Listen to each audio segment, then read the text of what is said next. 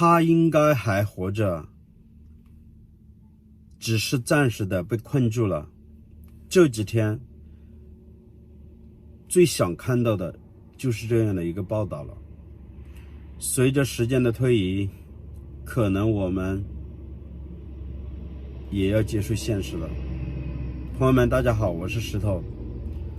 今天石头想为你们分享一个普通人的故事。可能很多朋友已经猜到了，他就是被广大的网友称之为中国冰川王的王湘军。在网络平台他有一个名字叫做西藏冒险王。今天我们就一起来走进他的故事吧。今年30岁的王湘军来自于四川省广安市灵水县的一个农民家庭，可能至今他也不知道家里有几亩地，也不会干农活。高考失利了以后，加上家庭的经济比较困难，18岁的王湘军就外出开始打工。他经过富士康的工厂，在工地搬过砖。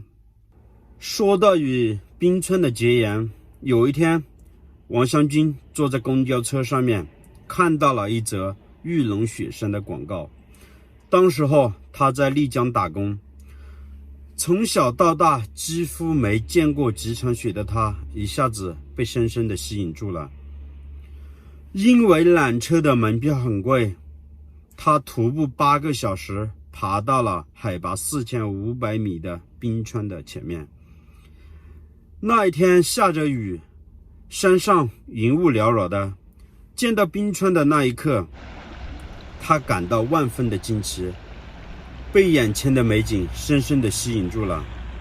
从此以后，他就爱上了冰川，爱上了高原海拔的藏区。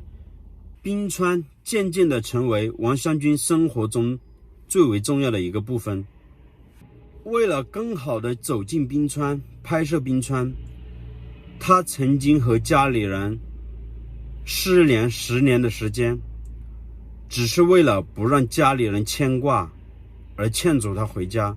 因为拍摄冰川的过程当中实在太危险了。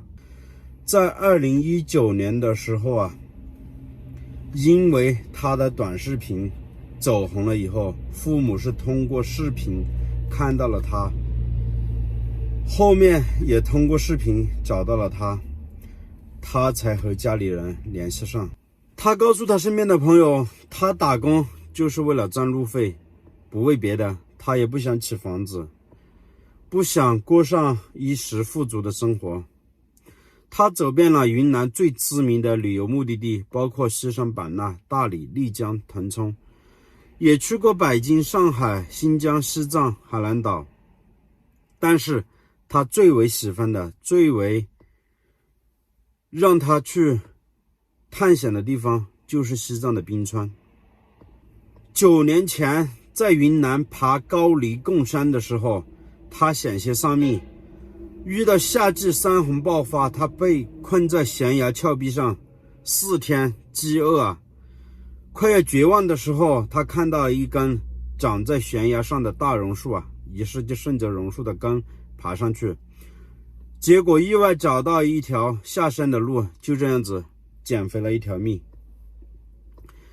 当时候他的衣服裤子都被树枝刮得稀烂了，全身上下，因为在云南海拔比较高，气温又比较湿比较热，山里面到处都是蚂蟥，他的全身也被蚂蟥叮得满身都是血。途中他遇到了一个好心人，是一个年迈的一个老太太，给了他一碗开水泡的白米饭。那一刻王湘军觉得这是他吃过最美味的一餐饭了。2019年12月份，王湘军带着自己的视频和故事来到了西班牙参加联合国气候变化大会，作为中国民间环保人士的代表，和其他各国的年轻人相互之间一起交流。其实在那以前，他也不明白气候到底发生了怎么样的变化，地球一会儿热一会儿冷，难道这不是地球本身变化的规律吗？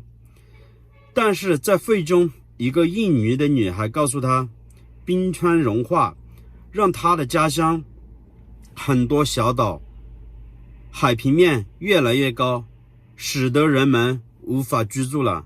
这时候她才明白了冰川融化所带给人类是多么可怕的一件事情。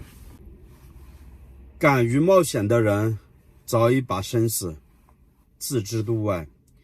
你遵守了诺言，把一生献给冰川，在这里我们向你致敬，你是好样的。中国冰川探险第一人，西藏冒险王，广大的网友更喜欢称他为冰川王。短短的10年的时间，他探险了71座藏区的冰川，几乎都是万年冰川、万年冰洞。如果没有他的照片和他的视频，我们无法看到冰川是这么美的，真的太难得了。藏区的人都很敬畏神山和神佛。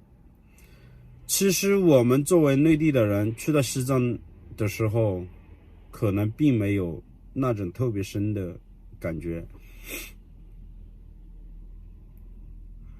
我想通过这样的事情之后，以后我们再次进入西藏，我觉得我们更应该怀着敬畏之情。